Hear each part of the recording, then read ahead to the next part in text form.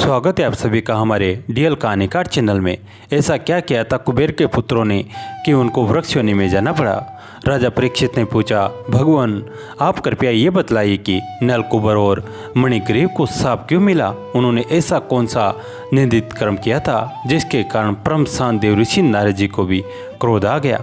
श्री सुखदेव जी ने कहा, परीक्षित, नल कुबर और मणिग्रीव ये दोनों एक तो धनाध्यक्ष कुबेर के लाडले लड़के थे और दूसरे इनकी गिनती हो गई थी रुद्र भगवान के अनुचरों में। इससे उनका घमंड बढ़ गया।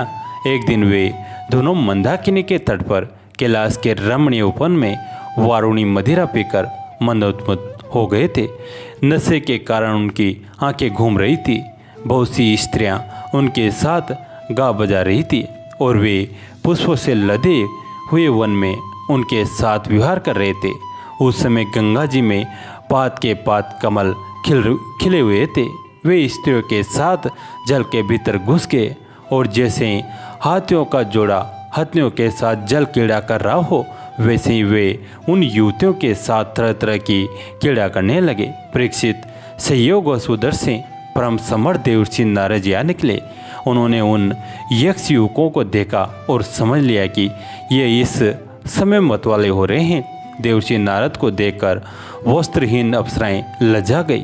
सांप के डर से उन्होंने तो अपने अपने कपड़े झटपट पहन लिए, परंतु इन यक्षों ने कपड़े नहीं पहने। जब देवर्षि नारद ने देखा कि ये देवताओं के पुत्र होकर श्रीमद अंधे होर मदिरा पान करके उन्मत्त हो रहे हैं, तब उन्होंने उन पर अनुग्रह करने के लिए शाप देते हुए कहा।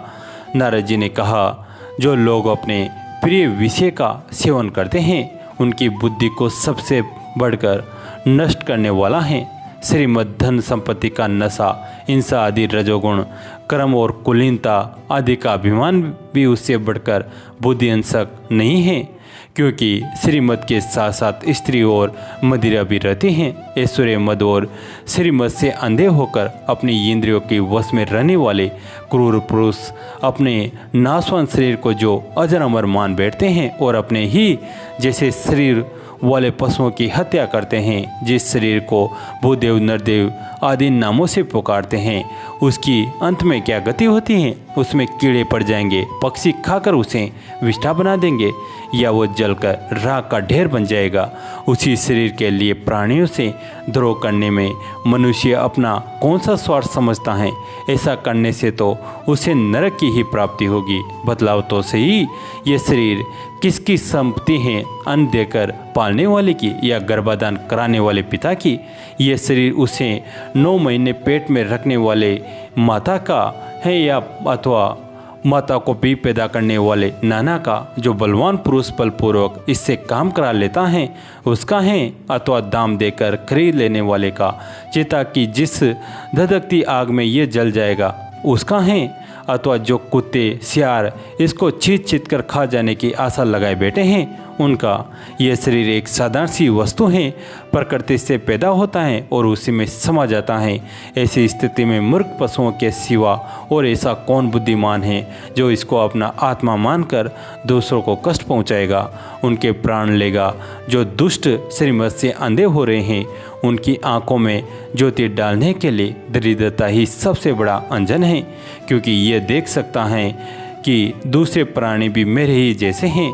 जिसके शरीर में एक बार कांटा गड़ जाता है वो नहीं चाहता कि किसी भी प्राणी को कांटा गड़ने की पीड़ा सहनी पड़े, क्योंकि उस पीड़ा और उसके द्वारा होने वाले विकारों से वह समझता है कि दूसरे को भी वैसी ही पीड़ा होती है।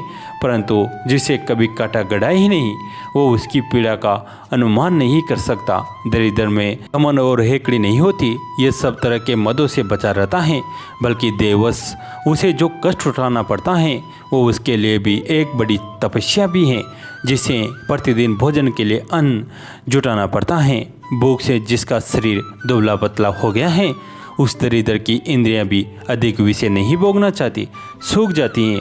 फिर वह अपने भोगों के लिए दूसरे प्राणियों को सताता नहीं, उनकी हिंसा नहीं करता। यद्यपि साधु पुरुष समदर्शी होते हैं, फिर भी उनका समागम दरिद्र के लिए ही सुलभ है, क्योंकि उसके भोग तो पहले से ही छूटे हुए हैं। अब संतों के संग से उसकी लालसा तृष्णा भी मिट जाती है और शीघ्र ही उसका अंतःकरण शुद्ध हो जाता है। जिन महात्माओं के चित्त में सबके लिए ममता है, जो केवल भगवान के चरणारविंदों का मकरंद रस पीने के लिए सदा उत्सुक रहते हैं, उन्हें दुर्गुणों के खजाने अथवा दुराचारियों की जीविका चलाने वाले धन और धन के मत से मत वाले दुष्टों की क्या आवश्यकता है। वे तो उनकी उपेक्षा के ही पात्र हैं। ये दोनों यक्ष वारुणी मदिरा का पान करके मतवाले और श्रीमत से अंधे हो रहे हैं। अपनी इंद्रियों के अधीन रहने वाले इन स्त्री लंपट यक्षों का अज्ञान जनित मद में चूर चूर कर दूंगा।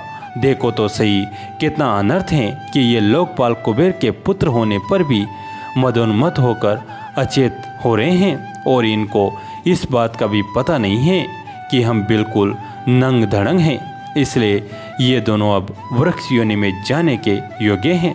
ऐसा होने से इन्हें फिर इस प्रकार का अभिमान न होगा। वृक्ष योनि में जाने पर भी मेरे कृपा से इन्हें भगवान की स्मृति बनी रहेगी, और मेरे अनुग्रह से देवताओं के 100 वर्ष बीतने पर इन्हें भगवान श्री कृष्ण का सानिध्य प्राप्त होगा, और फिर भगवान के चरणों में परम प्रेम प्राप्त करके वे अपने लोक में चले आएंगे। श्री सुखदेव जी कहते हैं, देवर्षि नारद इस प्रकार कहकर भगवान नर नारायण के आश्रम पर चले गए। नलकुबर और मणिग्रीव ये दोनों एक ही साथ अर्जुन वृक्ष होकर यमलार्जुन नाम से प्रसिद्ध हुए। भगवान श्री कृष्ण ने अपने परम प्रेमी भक्त देवर्षि नारद जी की बात सत्य करने के लिए धीरे धीरे उकल घसीटते हुए उस ओर प्रस्थान किया जिधर यमलार्जुन वृक्ष थे। भगवान ने सोचा कि देवर्षि नारद मेरे अत्यंत प्यारे हैं और ये दोनों भी मेरे भक्त कुबेर के लड़के हैं, इसलिए महात्मा नारद ने जो कुछ कहा है उसे मैं ठीक उसी रूप में पूरा करूँगा। ये विचार करके भगवान श्री कृष्ण दोनों वृक्षों के बीच में घुस गए। वे तो दूसरी ओर निकल गए, परंतु उखल टेढ़ा होकर अटक गया। दामोदर भगवान श्री कृष्ण की कमर में रस्सी कसी हुई थी। उन्होंने अपने पीछे लुढ़कते हुए उखल को जो ही तनिक जोर से खींचा, त्यों ही पेड़ों की सारी जड़ें उखड़ गई। समस्त बल विक्रम के केंद्र भगवान का तनिक सा जोर लगते ही पेड़ों के तने शाखाएं, छोटी छोटी डालियां, यूं एक एक पत्ते कांप उठे और वे दोनों बड़े जोर से तड़तड़ाते हुए पृथ्वी पर गिर पड़े। उन दोनों वृक्षों में से अग्नि के समान तेजस्वी 2 सिद्ध पुरुष निकले। उनके चमचमाते हुए सौंदर्य से दिशाएं दमक उठी। उन्होंने संपूर्ण लोकों के स्वामी भगवान श्री कृष्ण के पास आकर उनके चरणों में सिर रखकर प्रणाम किया और हाथ जोड़कर शुद्ध हृदय से वे उनकी इस प्रकार स्तुति करने लगे। उन्होंने कहा, सच्चिदानंद स्वरूप, सबको अपनी ओर आकर्षित करने वाले परम परमेश्वर, परम योगेश्वर श्री कृष्ण आप प्रकृति से अतीत स्वयं पुरुषोत्तम हैं। वेदज्ञ ब्राह्मण ये बात जानते हैं कि यह व्यक्त और अव्यक्त संपूर्ण जगत आप ही का ही रूप है। आप ही समस्त प्राणियों के शरीर, प्राण, अंतकरण और इंद्रियों के स्वामी हैं तथा आप ही सर्वशक्तिमान, काल, सर्वव्यापक एवं अविनाशी ईश्वर हैं। आप ही महत्व और वह प्रकृति हैं जो अत्यंत सूक्ष्म एवं सत्वगुण, रजोगुण और तमोगुण रूप हैं। आप ही समस्त स्थूल और सूक्ष्म शरीरों के क्रम, भाव, धर्म और सत्ता को जानने वाले सबके साक्षी परमात्मा हैं। वर्तियों से ग्रहण किए जाने वाले प्रकृति के गुणों और विकारों के द्वारा आप पकड़ में नहीं आ सकते।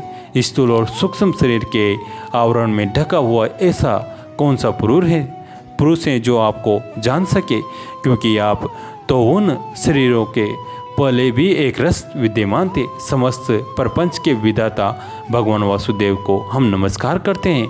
प्रभु, आपके द्वारा प्रकाशित होने वाले गुणों से ही आपने अपनी महिमा छिपा रखी है।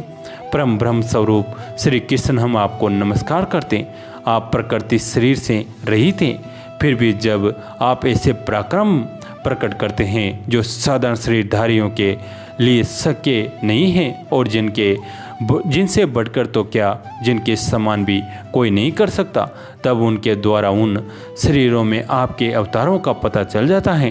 प्रभु, आप इस समस्त लोकों के अभ्युदय और निश्चय के लिए इस समय अपनी संपूर्ण शक्तियों से अवतीर्ण हुए हैं। आप समस्त अभिलाषाओं को पूर्ण करने वाले हैं। परम कल्याण साध्य स्वरूप आपको नमस्कार है। परम मंगल साधन स्वरूप आपको नमस्कार है।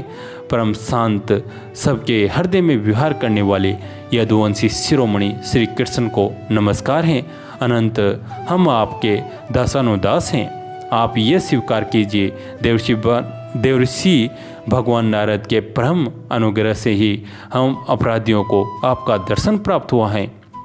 प्रभु, हमारी वाणी आपके मंगलमयी गुणों का वर्णन करती रहे, हमारे कान आपकी रसमयी कथा में लगे रहे, हमारे हाथ आपकी सेवा में और मन आपके चरण कमलों की स्मृति में रम जाए। ये संपूर्ण जगत आपका निवास स्थान है। हमारा मस्तक सबके सामने झुका रहे। संत आपके प्रत्येक शरीर हैं। हमारी आँखें उनके दर्शन करती रहे। श्री सुखदेव जी कहते हैं, सौंदर्य माधुर्य निधि गोकुलेश्वर श्री कृष्ण ने नलकुबर और मणिग्रीव के इस प्रकार स्तुति करने पर रस्सी से उखल में बंधे बंधे ही हंसते हुए उनसे कहा। श्री भगवान ने कहा, तुम लोग श्रीमत से अंधे हो रहे थे। मैं पहले से ही यह बात जानता था कि परम कारुणिक देवर्षि नारद ने साप देकर तुम्हारा ऐश्वर्य नष्ट कर दिया। इस प्रकार तुम्हारे ऊपर कृपा की जिनकी बुद्धि समदर्शी हैं और हृदय पूर्ण रूप से मेरे प्रति समर्पित हैं, उन साधु पुरुषों के दर्शन से बंधन होना ठीक वैसे ही संभव नहीं है जैसे सूर्योदय पर होने पर मनुष्य के नेत्रों के सामने अंधकार का होना। इसलिए नलकुबर और मणिग्रीव, तुम लोग मेरे प्रहण होकर अपने घर जाओ। तुम लोगों को संसार चक्र से छुड़ाने वाले अनन्य भक्ति भाव की जो तुम्हें अभिष्टें प्राप्ति हो गई हैं। श्री सुखदेव जी कहते हैं, जब भगवान ने इस प्रकार कहा तब उन दोनों ने उनकी परिक्रमा की और बार बार प्रणाम किया। इसके बाद उखल में बंधे हुए सर्वेश्वर की आज्ञा प्राप्त करके उन लोगों ने उत्तर की दिशा की यात्रा की। कैसी लगी ये कथा? अच्छी लगी है तो लाइक कीजिए, अपने दोस्तों के साथ फैमिली के साथ शेयर कीजिए। कहानी अंत तक सुनने के लिए आप सभी का तहे दिल से धन्यवाद।